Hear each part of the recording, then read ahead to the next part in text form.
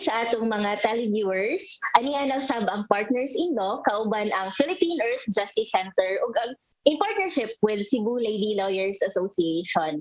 For tonight, I will be your host. I'm Attorney Marianica Andreopias, and with me is my co-host, new members of Philippine Earth Justice Center, si Pau. Pau, introduce yourself to our televiewers. So, may gabi kaninyong tanan. Ako si Paulo Soraya, usa sa new member sa PEJC, Communications Officer and Paralegal. Yes, welcome to Thank you. PEJC, Pau. Salamat kayo. And for the information of our televiewers, this is the first time na inyong nakitaan si Pau sa ato ang programa karon. So we are very happy on behalf of Philippine Earth Justice Center. I would like to welcome Pau. Salamat ninyong tanan. Thank you for welcoming me. All right. So for sa atong session today, we will be discussing another important provisions, law-related provisions, and of course, campaign in relation sa advocacies of PEJC. So, as you know, February is unsa gani ang February, Pau? I think po andin na Nika, the month of love man siguro. Aside sa it being a month of love, sorry sa mga kadaganan.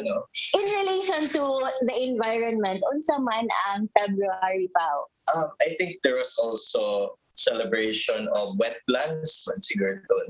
Yes, that is correct. February is the wetlands month, and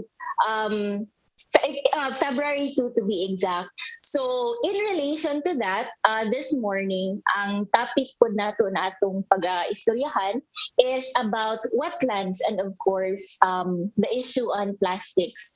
Before, if you can remember, during sa mga previous pa na mga sessions in this program, we've been talking about the issue of plastics for several times na, and for this morning, ang atong guest is very special because she is the campaign specialist of Oceana. She is handling the plastics campaign to be exact. So I would like to introduce our guest, Miss May Chato. Miss May. Maayong gabi sa inyong tanan, sa mga viewers. Thank you, Nika and Pau, for having me here to expound on our campaign, the Ban on Single-Use Plastics campaign of Oceana. All right. Okay, yes. Thank you, Miss May. But before we proceed with the discussion, Pau, most manggod sa the public is not very aware of unsa man gud ni ang wetlands. Unsay example sa wetlands to be exact.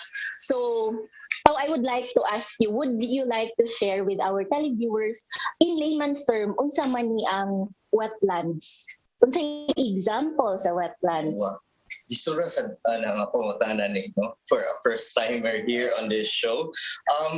For me, based from what I've read and what I know, dili tanan basa nga yuta, wetlands agad, di ba? Tagi na certain characteristics para mahimo wetlands. Kay technical kini nga definition sa to biologists and experts sa environment, no? So, for example, kay abi bahaon ang North Reclamation Area, dili pasabot wetlands na. Taagid na certain types of flowers, plants, and animals nga makit-an dira para mahimo siya wetlands.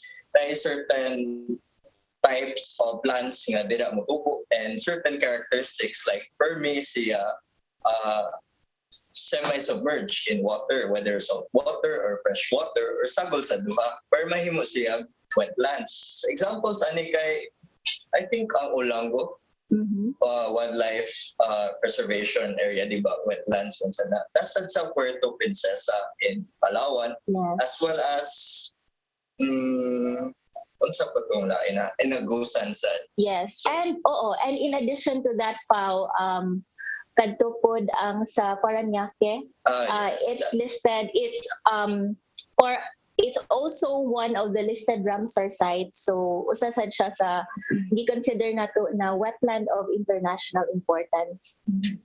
And then so for example yun ani sa mga wetlands no is what we call mga mangroves.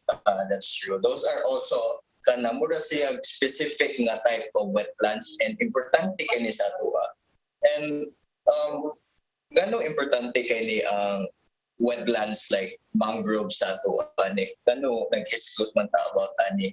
Oh, a lot of people do not realize the importance or significance of mangroves no in our ecosystem. So to be exact, Pao, I want to share with you kay close man gyud sa ato the experience during the Typhoon Odette.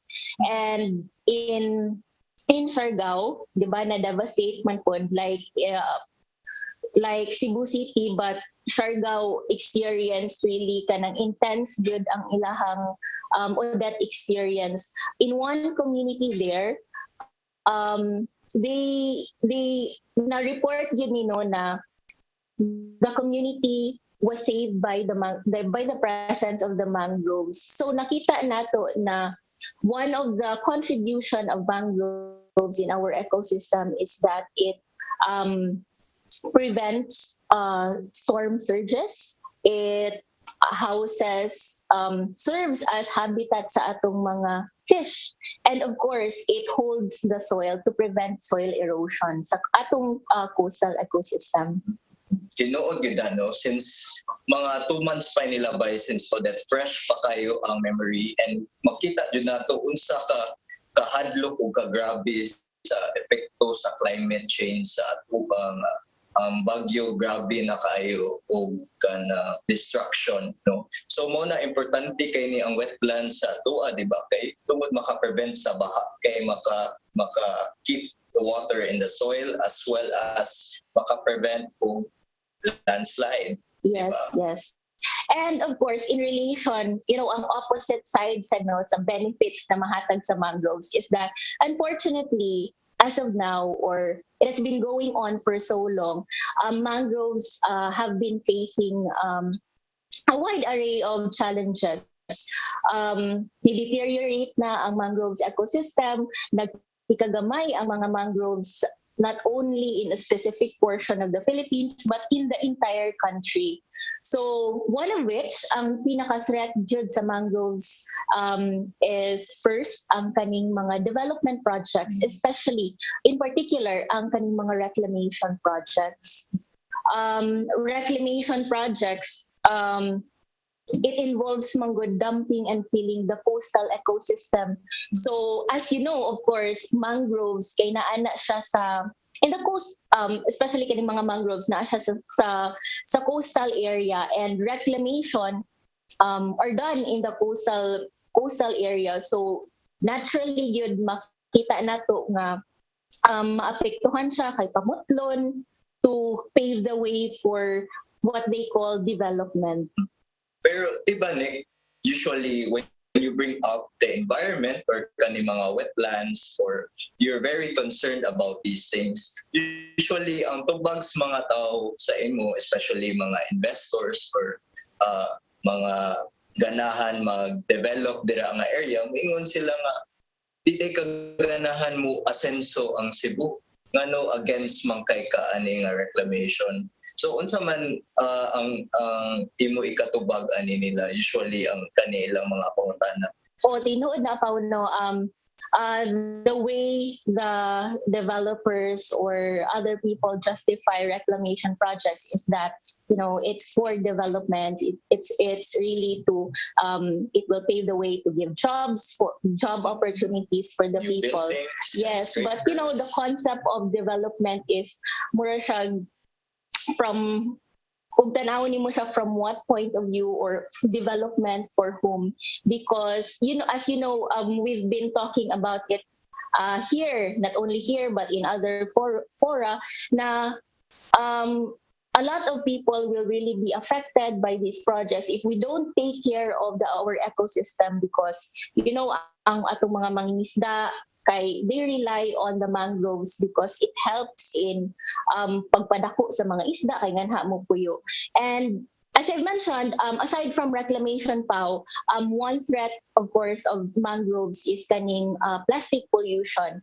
And as I know, ang Oceana is really focused on conserving the ocean, preserving the ocean for the Filipinos.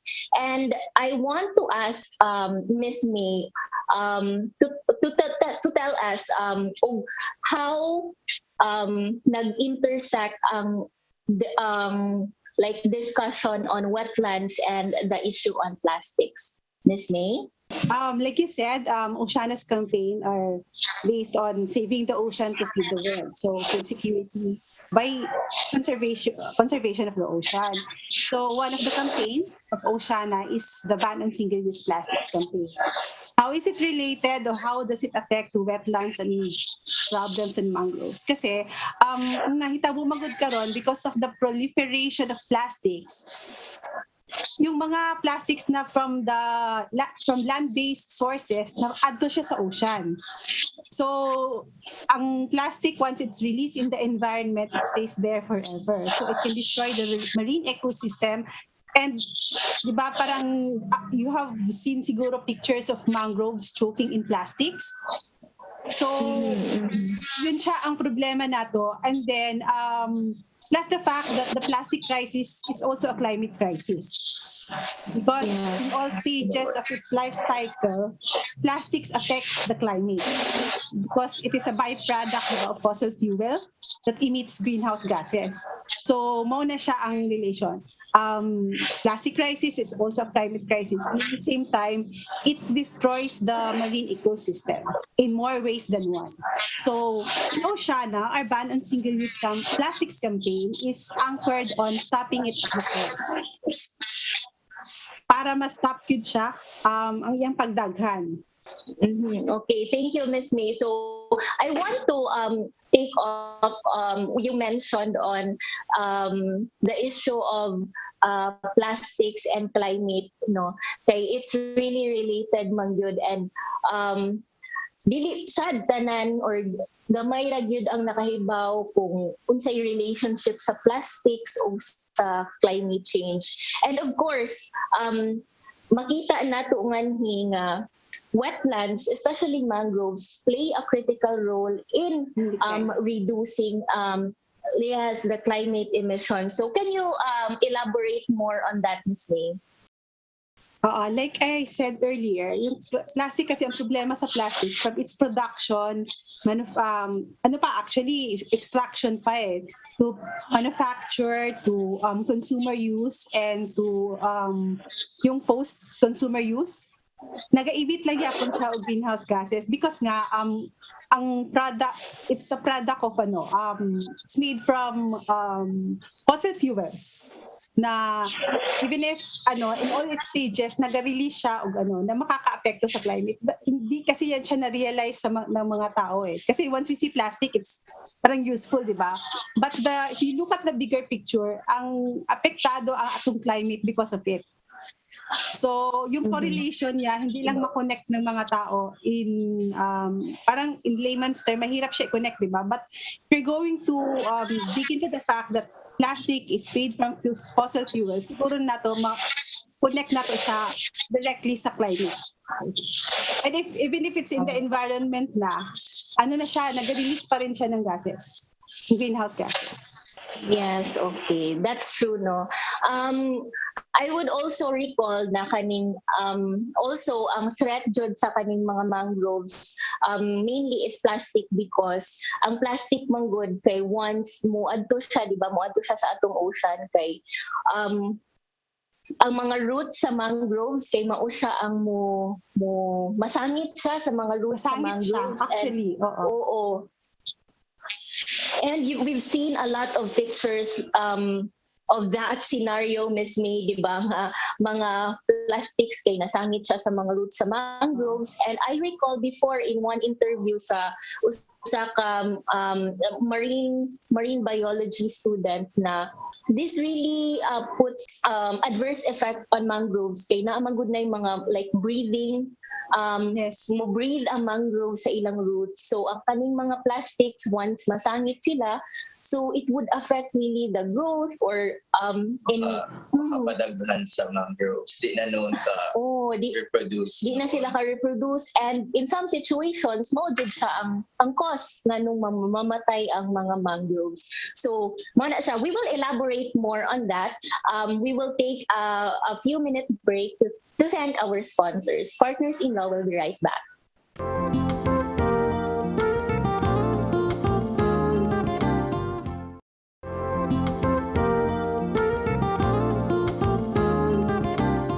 And we're back. So now we continue on to our second segment where we ask Miss May more about their campaign against plastics. No? Oo. Miss May, could you tell us more about your project that's ongoing against plastics, Miss? Okay, our campaign on single-use plastics is anchored on stopping it at the source. And how do we stop it at the source? It's by demanding the National Solid Waste Management Commission to issue that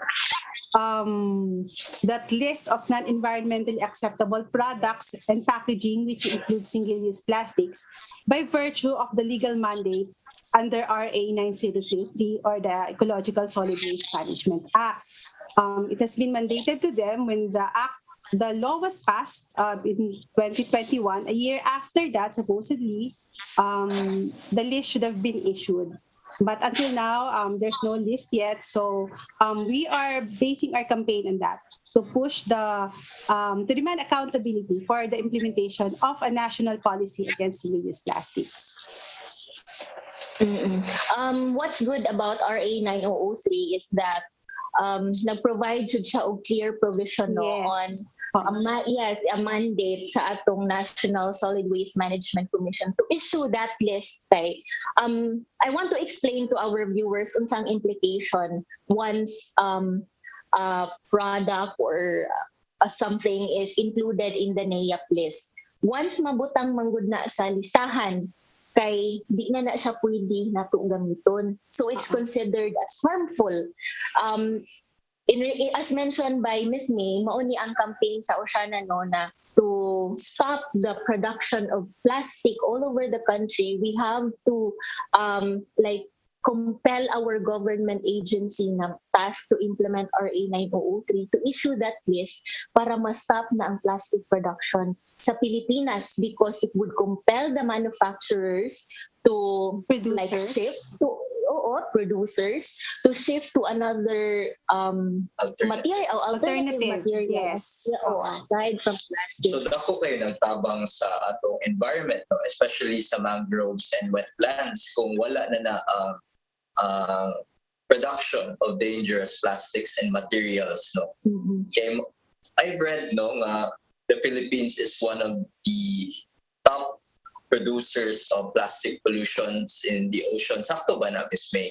Yes, actually we're top 3 contributor of plastic waste into the ocean. So it's a distinction that we don't want to brag about. We cannot brag about.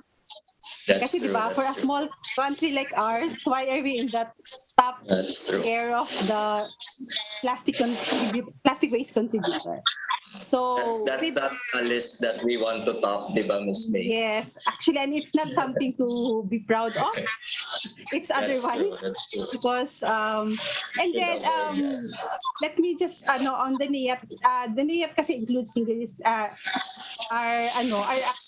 products or packaging that are unsafe in the production, post-consumer, and it produces harmful effects. And if we're going to sum it up, kasama talaga dito yung single-use plastics because of the reason I mentioned earlier na nag-i-emit siya ng chemicals which affect the climate and also our human health. So there, that's why we are anchoring our campaign on that specific provision, section 29 actually. And there's also another provision particularly dealing naman with the prohibition. So tama tong giingon ni Nika kaganina na it will stop the production and manufacture of single-use plastics from the source. Yun. Kasi there are people or groups now who are advocating for recycling.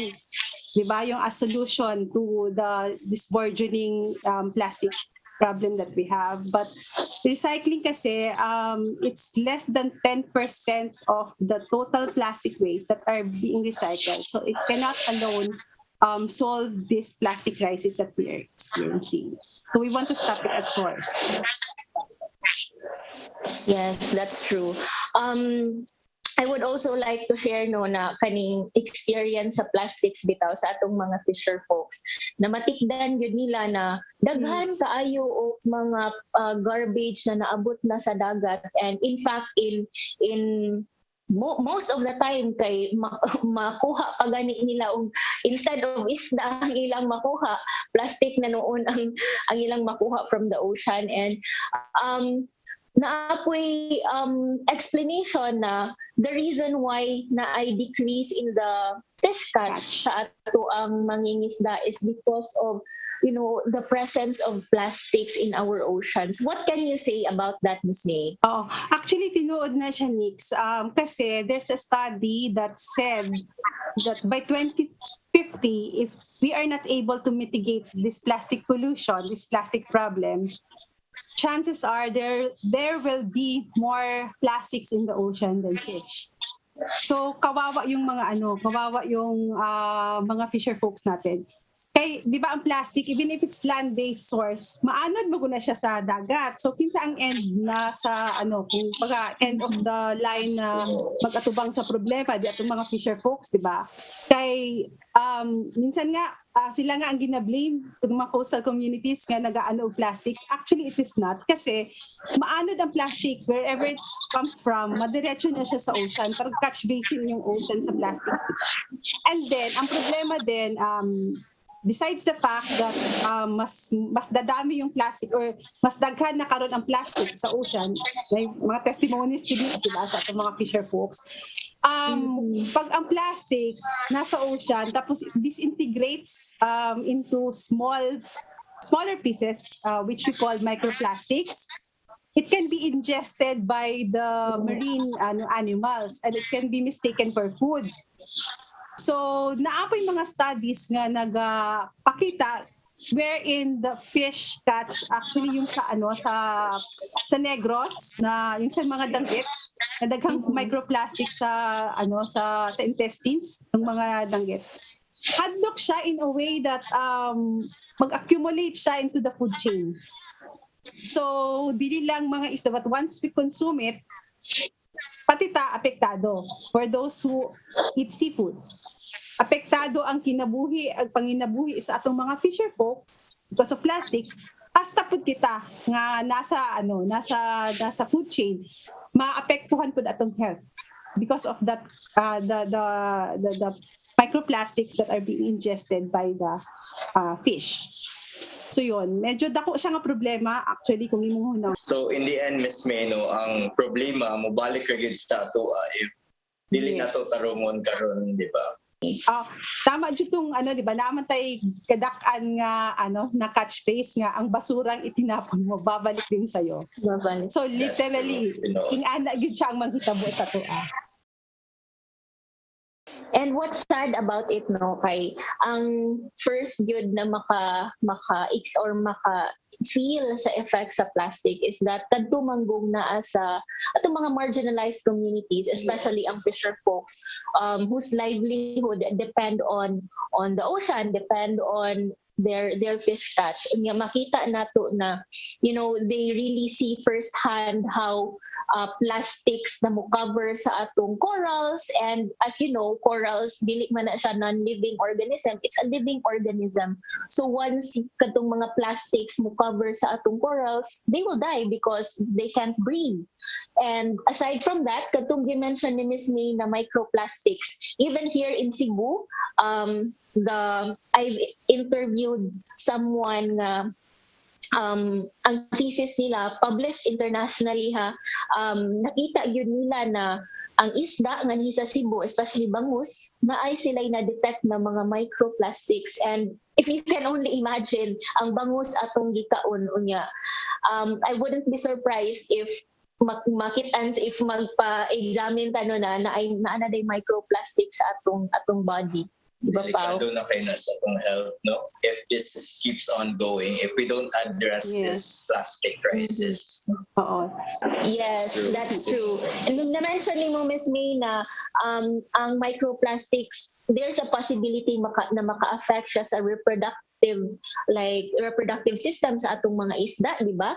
And how about sa humans Miss May? Yes, there's a study by the Center for International Environmental Law na illustrate dito kung how the plastics or the microplastics na maka-affect sa to. Okay, harmful chemicals ba yan ng which plastic is made of, di ba? Tapos actually maka-affect po siya sa reproductive health sa mga tao needs. And there's a whole plethora of health effects that can be attributed to plastics. Pati sa mga bata, pati there's this one study na pati sa placenta na adto sa baby ang microplastics.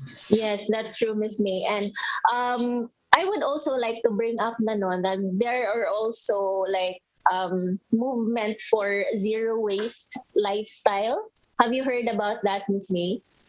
Actually, it's plastic-free, subscribing to this plastic-free alternatives and sustainable lifestyle, doing away with plastic in your day-to-day lives. Yes. What can you say about the about zero waste lifestyle? Actually, I've heard about that kind of lifestyle, no, and I'd like to try it.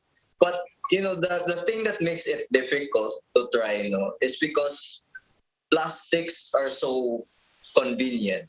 I think that's why no matter how hard we push to stop the production of plastic, people will opt for plastic because it's always the one accessible, diba? If you think about it, because corporations they package their food or products in plastics. When you order your favorite drink, it's in plastic. When you take out your groceries, it's also in plastic. Yes. Am I correct?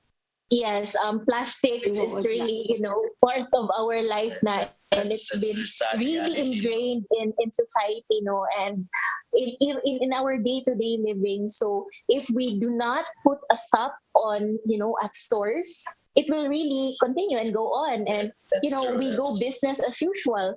Kay, naamang yun, makita na to, as you've mentioned, very convenient.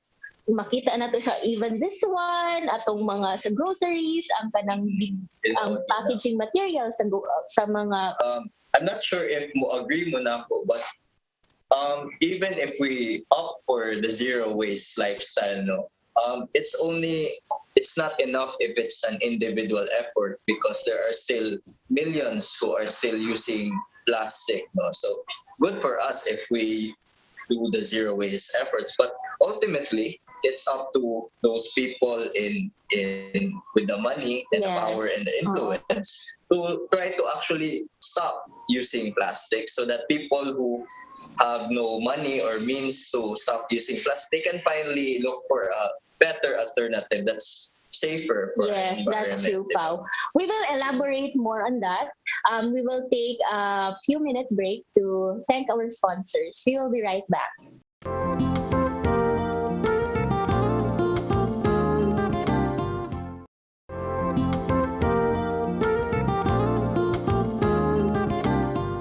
we're back, and we would like to listen more to Miss May about their ongoing project against this plastic crisis. So, Miss May. I just want to add lang dun sa plastic, besides the fact that it's convenient, it's also cheap. So Yes, that's why that's we true. want to stop it at source. And there's also this, yung sa section 29 na yung NAIAP list, the NSWMC should also look for alternatives punta sa plastic. Kaya karon magod, murag na burden ang mga consumers, di ba? Kasi like me, That's true. I feel so helpless when I go to the grocery to find sachets, yung thing they call sachets and all this stuff. So that's why we are really pushing for the stopping it at source from the production level. And then what can we do as consumers? Kasi first, we can demand accountability for the implementation of a national policy.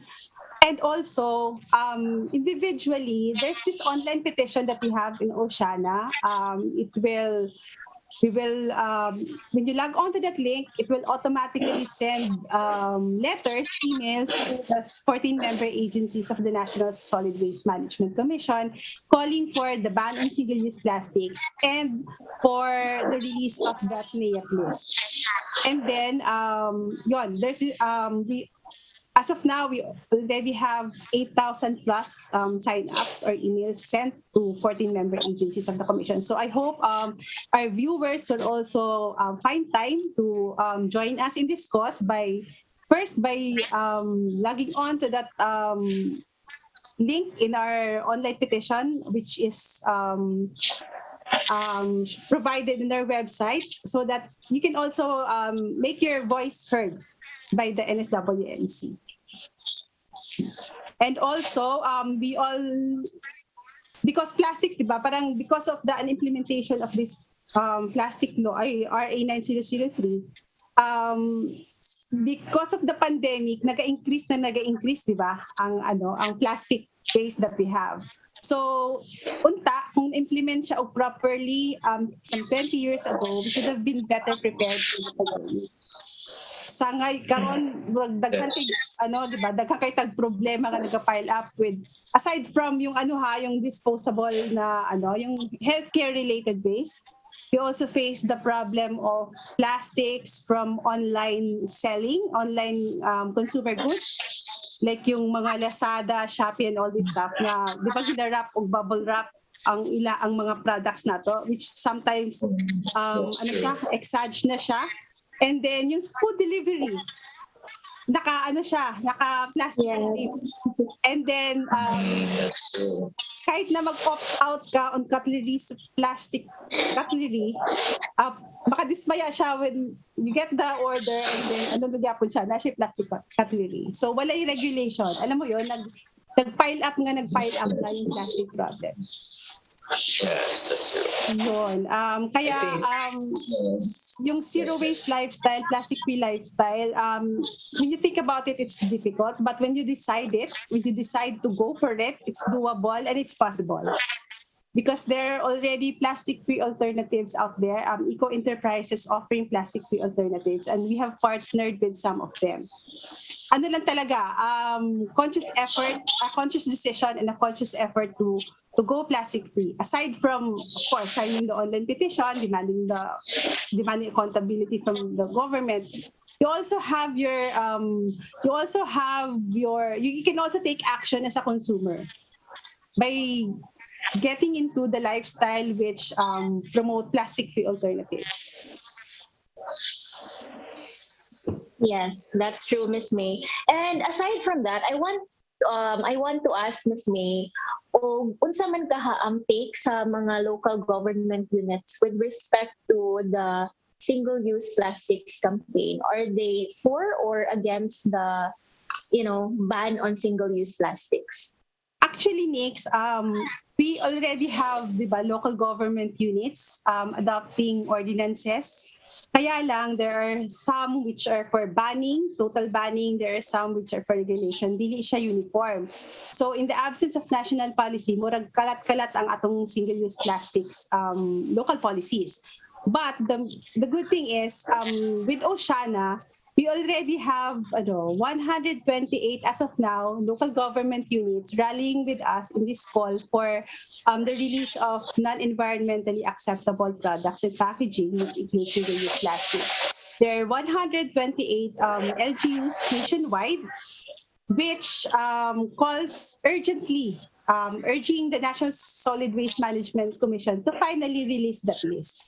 So they are for the campaign, the banning of single-use plastics. Kay at the end of the day, sila ang mga LGUs baya ang luoy. Ang LGUs, so to speak, ang manilhig sa ato ang mga basura sa plastics, di ba? And the sad fact is, not every LGU is capable or capacitated to deal with the plastic issue. Tapos ngayon na pa COVID. So nagpatong-patong na ang ilahang burden. So they are 128 LGUs are have passed resolutions already, and we are reaching out for more.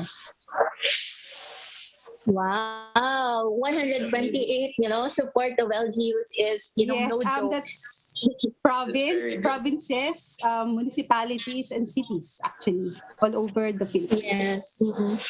And plus the 8,000 signatories sa online petition. So I really hope na the ban on single-use plastics will really, come true soon. Miss May, di ba? We are Yes, hopeful. because once and for all, we have to deal with the plastic crisis with utmost sense of urgency. Kasi we don't have much time, di ba? Parang kung hindi natin siya i-act ngayon, kailan? When it's no longer, it's no longer possible, di ba? Parang like that movie, Don't Look Up, di ba? Yes. There was Yeah, I sense saw of, that movie. It's, parang related, this di ba? is not Parang sponsored na. that movie, the government was not relying on, on science, di ba? Debunk nila yung science. So, it's like that. In relation to climate Like change. a meteor will hit the Earth. Parang ganun. Although it's not a meteor in our Hindi, case. it's the meteor of the meteor of a problem. Yes, climate crisis. That's true. But it's equally as scary and as disruptive, di ba, Miss May? Yes, actually. It's very Yes, plastics has been affecting us in so many ways. Like magbaha. That's true. Yes. Even our sewage system can no longer contain, the amount of plastics we find in the streets. Yeah, it's affecting the fisheries, and of course, as you know, the Philippines, rely heavily on the fishery sector. It's contributing so much in our economy, and also we are not ecotourism. Yes, ecotourism, and we're not taking care of the nature ecosystem. And speaking about gathering the support of 128 LGUs, Ms. May, I say that collaboration, working together is really important to make this campaign be a success. Aside from the LGUs, would Ms. May, if on the side of the private sector, are they also doing anything in to support the ban on single-use plastics? Actually, there are eco-enterprises, most of them MSMEs, providing plastic-free alternatives. Ito, medyo controversial tong di ba? Kasi there are corporations or companies which claim na they're using this and that biodegradable. But kailangan po mong i-process kung it's really plastic-free and it's really biodegradable. Kasi may, di ba, yung prone to resulting to false solutions. But we know of a lot of eco-enterprises. Like I mentioned earlier, we've partnered some of them providing plastic-free alternative. products. This is to amplify our call also that there are alternative out there. Kay kuan man, di ba, lisod kayo nga magdemanda og ban single-use plastic without providing alternative. So that's why we are partnering with yung private enterprises para lang mapakita na naay mga alternative. Like first there's this kasi di ba uso yung cling wrap. Yung cling wrap na pinapack on your baking, and we have partnered with micro enterprise na nag-provide naman siya og cloth coated with beeswax na pwede siyang pang-alternative sa cling wraps. So you can use it mga up to 6 months, tapos i-coat mo lang siya ulit ng So how many meters of plastic wraps will you be able to save on that? Tapos we also have a partner na nag-use sila reusable. Sila online market for delivery, tapos nagagamit sila reusable instead of going to the market tapos plastic bags. So, yun yung mentality na gusto nating i-promote, and at the same time, the plastic crisis is so big of an issue that it really needs collaboration of all sectors of the society because we are all affected in a way, di ba? In more ways than one actually. So, kailangan collaboration. While we demand accountability with the government, we also work with them. We work with private sector enterprises and also with our youth groups, civil society organizations, and the academe, and of course the fisher group.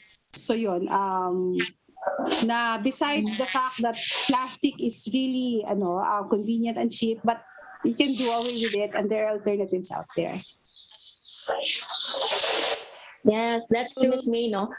You mentioned about the youth, no? I've noticed na the campaign on single-use plastics is really received by the youth sector very with open arms. Yes. I noticed na the generation now and even the younger generation are, aware, conscious of the effects of plastics, and I've noticed na they contribute naman in reducing plastic. They are, there's a sense of awareness among the mga bata. And Very good. Before, during our mga previous session na mo here, we've invited someone from St. Teresa's College, and what's good about their institution is that gi-inculcate yun sa mga bata importance of reducing plastic, na dapat magdala yun sila og lunchbox, magdala sila og tumbler. You really need to teach these values while they're young, Yes. And try to teach them the importance of respecting nature. Yes. To preserve it. And what's good about it is that ang mga bata na ang nag-bring na values into their families. Yes. They teach their parents to be aware of this. O di ba, mga bata na ang That's good. So, malinis.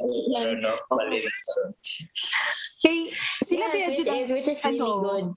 Oo, the youth of today are at the forefront of this battle because their generation are the most affected. Sila yung nasa receiving end ng problemang to. So dapat lang jud na aware sila, start them young.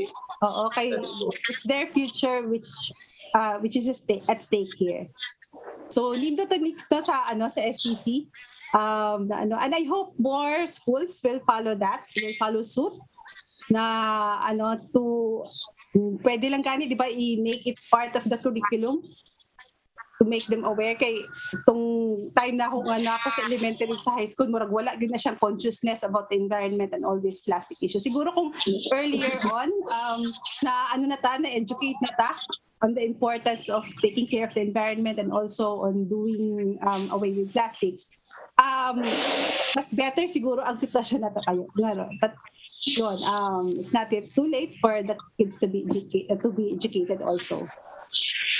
Yes, that's true. So we're running out of time. So I would like to, take this opportunity to have a recap on the points na na-raise during our discussion. So, nakita nato, na-discuss nato, no, ang importansya sa wetlands and of course, And the mangroves. the mangroves and how plastics really affect the wetland ecosystem.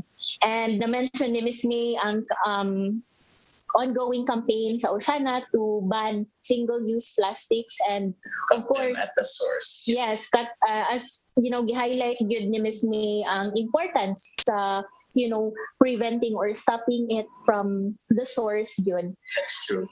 And unsa pa to, Pao? Unsa pa to ang atong We talked na-discuss? about the dangers of plastic. No? If we keep using plastics in our daily lives, it will just come back to haunt us. Yun, Mhm. mobalik rin sa ito ang negative effects sa paggamit ng plastic, not just sa environment, sa fishes, but also our fishermen, our marginalized community, and our health. Ito, dako Mhm. yung effects sa ito. Oo. And na-mention po ni Ms. May, no, ang ilahang ongoing online petition against the single-use plastic. So I hope ang atong televiewers would also support the campaign of Oceana. And Ms. May, do you want to say a few words before we end the program? Yes, thank you. Unang-una, thank you for this opportunity na ma-promote na mo among campaign, Ban on Single-Use Plastic Campaign. So I would like just to highlight important points. Unang-una, with the plastic issue, let's demand accountability for unimplemented policies to address plastic pollution. Kaya kita naman gyapon ang maapektuhan ana kung hindi siya ma-implement tarong. And pangalawa, let's try our best to switch to plastic-free and sustainable lifestyle. It's doable if you decide on it. Pwede siyang himuon. It's possible and it's doable. It's good for the environment, including the ocean, your own health, and the planet. So, mas dako ang iyahang benefits nga may tabo sa tua. And then also, let's collaborate. Let's join forces to fight plastic pollution, and let's do it with utmost sense of urgency. So, yon. We are all together in this fight for the environment and for the future generations. Yes, the future generations. How about you, Pao? Any message? As what mentioned by Miss May, I think we should all do our part. No, kay kuha nga gina ang usa ka tawo mag-observe of plastic-free practices. No, kay in the end, lisod kaayo kung isa ray magbuhat sa group work. No, kay group work. Yes. So all Exactly. people from different sectors should do their part for this to work. Yes, it really takes collective action. Kumbaga, a problem of this magnitude really compels us to work together para ma-stop ang, adverse effects of plastic pollution. So that ends our program today. I thank our televiewers for your time, and of course, Ms. May, thank you so much Thank you for so much. your time. I know you are so busy. We really thank you for imong gigahinan og oras. Of course. Salamat. Salamat kayo, Miss. Dagan kayo magpakatunan sa imong talk Salamat. Yes. during our program.